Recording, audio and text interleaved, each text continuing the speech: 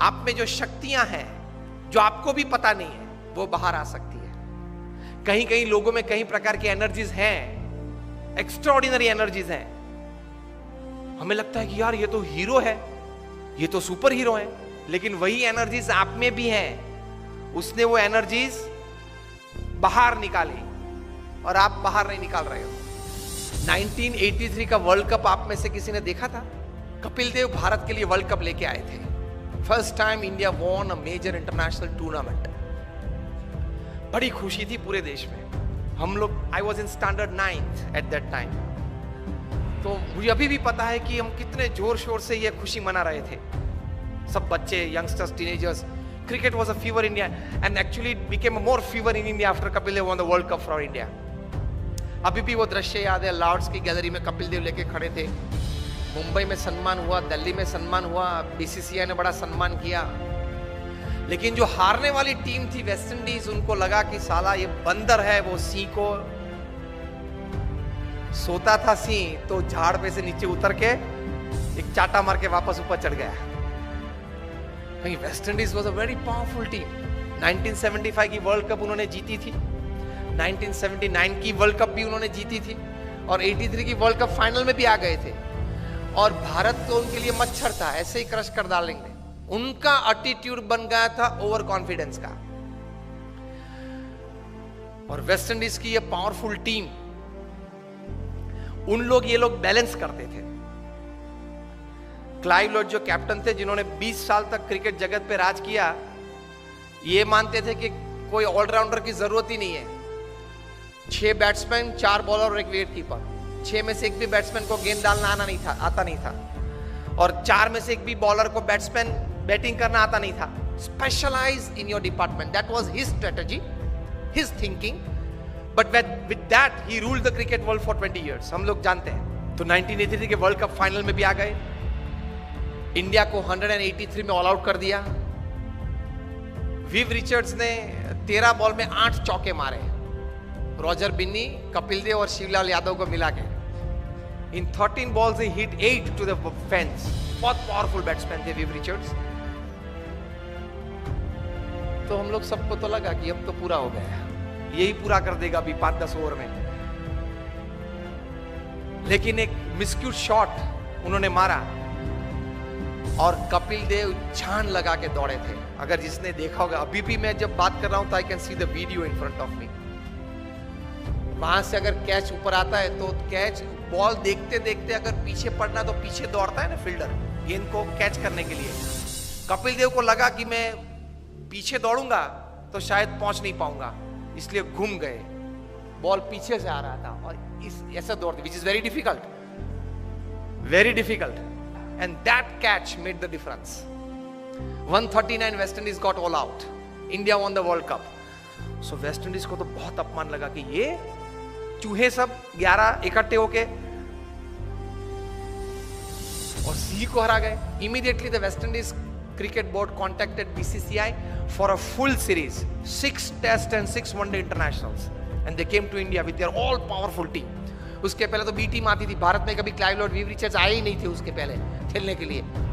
ऑलविन कालीचरण और वे सब आते थे खेलने के लिए, बी टीम।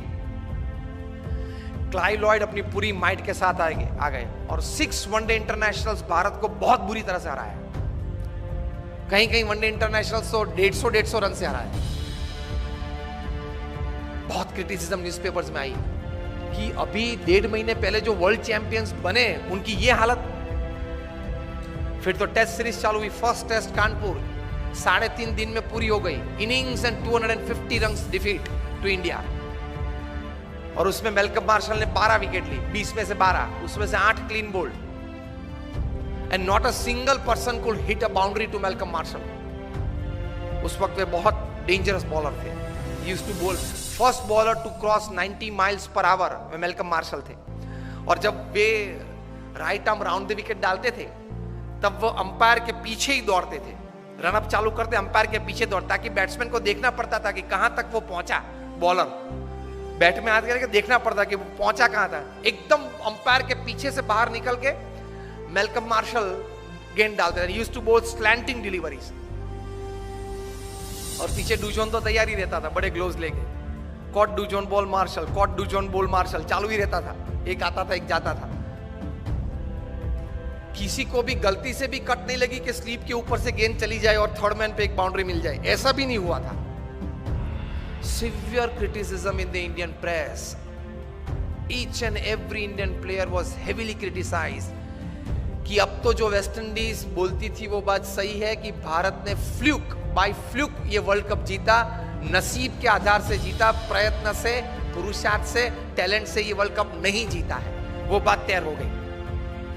इंडियन प्लेयर्स का काउंसलिंग चालू हुआ, मॉरल बूस्टिंग चालू हुआ, पंपिंग चालू हुआ, एटीट्यूड्स बदलना चालू किया। उसमें सबसे पहली बारी आई ओपनिंग बैट्समैन सुनील गावस्कर की। उनका एटीट्यूड बदला कि you have a defensive attitude, you have to change your attitude from defence to attack. If Malcolm Marshall is a great bowler, you are a great batsman. If he can bowl so well, you can bat so well.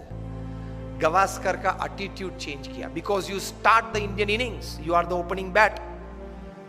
आप जिस प्रकार से खेलेंगे उस प्रकार से पूरी team खेलेगी, नतीजा पहले से चालू हो जाएगा। And Gavaskar said what? He was counselled, change your attitude from defense to attack.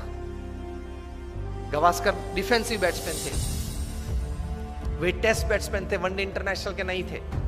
Sachin Tendulkar test और इंटरनेशनल दोनों के थे, 2020 के नहीं थे। क्रिस गेल है वो 2020 और इंटरनेशनल के है, टेस्ट के नहीं है, अलग अलग रहता है। सुनील गावस्कर को बताया गया कि change your attitude, you will get success.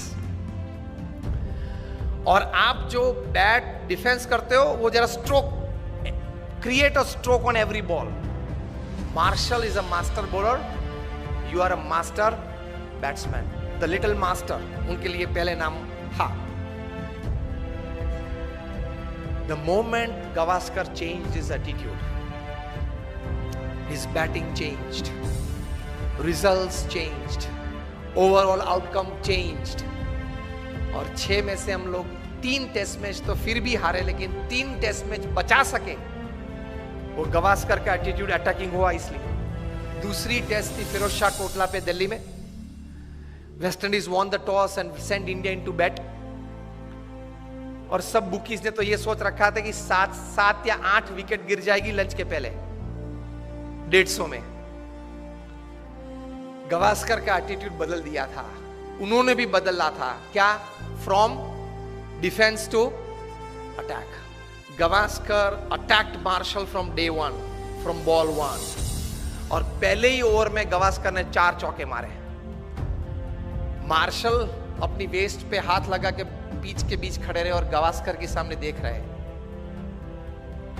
Years later, Marshall would write in his autobiography that from Firoz Shah Kotla's innings, I could see a change in Gavaskar's attitude, and that change in attitude brought out the attacking nature in his batting, and that changed the overall result outcome of the series.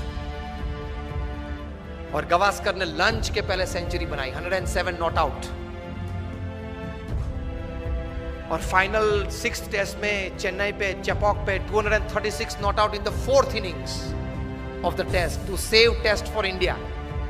2 दिन खेले 236 बनाने के लिए, लेकिन बचा दी test. वो लिखते हैं इस पुस्तक में कि भारत में से अगर ताजमहल चोर के ले जाना है ना तो लेकर सकते, लेकिन गावस्कर का जो स्ट्रेट बैट डिफेंस है उसको तोड़ना बहुत डिफिकल्ट है। तो एटीट्यूड ये रहना चाहिए। अगर एटीट्यूड सही नहीं रहा तो कितनी भी अच्छी व्यवस्था हो, कितना भी अच्छा मार्गदर्शन हो, फिर भी आप रिजल्ट प्रोड्यूस नहीं कर पाओगे।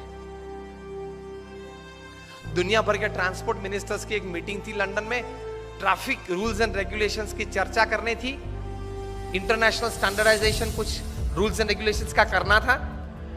इसमें इटाली के ट्रांसपोर्ट मिनिस्टर को कुछ बात करनी थी। बात करने के लिए खड़े हुए बोले कि सी ट्रैफिक लाइट्स हमने सब शहर में रखी है, लेकिन कोई शहर में अच्छी व्यवस्था है, कोई शहर में अच्छी व्यवस्था नहीं हो पा रही है। सबने पूछा क्यों?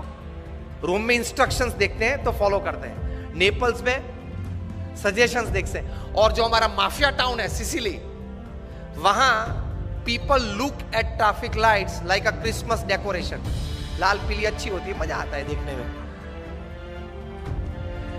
व्यवस्था तो सब जगह पे थी।